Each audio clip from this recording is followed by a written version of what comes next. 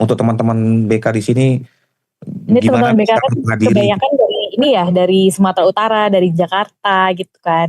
Mungkin Mhm. starting-nya dari lokal dulu Oke. teman-teman, karena saya juga starting-nya dari ikutan yang lokal-lokal gitu. Universitas waktu itu ada conference gitu, terus dibayarin, "Ah satu aku mau ikut ah," gitu. Jadi Ya. kemauan tapi ini sebenarnya semua orang Batak pasti punya ini ya, kemauan untuk maju tuh biasanya orang Batak tuh punya gitu. Jadi ketika ada opportunity di depan mata gitu, ada kesempatan untuk, bisa jadi delegate atau bisa jadi ikut partisipasi, diambil dulu aja gitu. Pikiran bisa atau enggaknya belakangan gitu.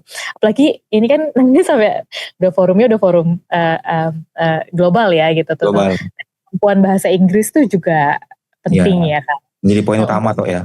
Betul, tapi waktu pertama-tama saya ikutin saya juga nggak ngerti sebenarnya mau ngomong apa, kayak, aduh susah banget ngomongnya, nggak bisa gitu kan. Cuman Iya. kayak, orang Batak tuh pantang menyerah, jadi yang penting masuk dulu aja gitu, terus kayak udah ngomong ngomong yes, no dulu aja gitu. Jadi kita kerasa, oh kayak gini rasanya gitu, Betul. kayak gini ya rasanya ketemu sama orang-orang, terus besok-besok jadi kayak, ah aku harus jadi mau mau nih lebih keren kayak mereka, gitu spirit-nya. Oke, kalau di Indonesia itu kalau nggak salah teman BK, dongan BK itu ada contoh kayak Idea Fest, Ah, ya iya iya. itu kan para main speaker-nya misalkan kayak founder sebuah korp inilah gitu yang gede-gede, holding apalah itu ada Bener. teman-teman BK bisa lihat juga di sosial media mereka gitu toh. Bener, iya iya iya. Iya Idea Fest juga,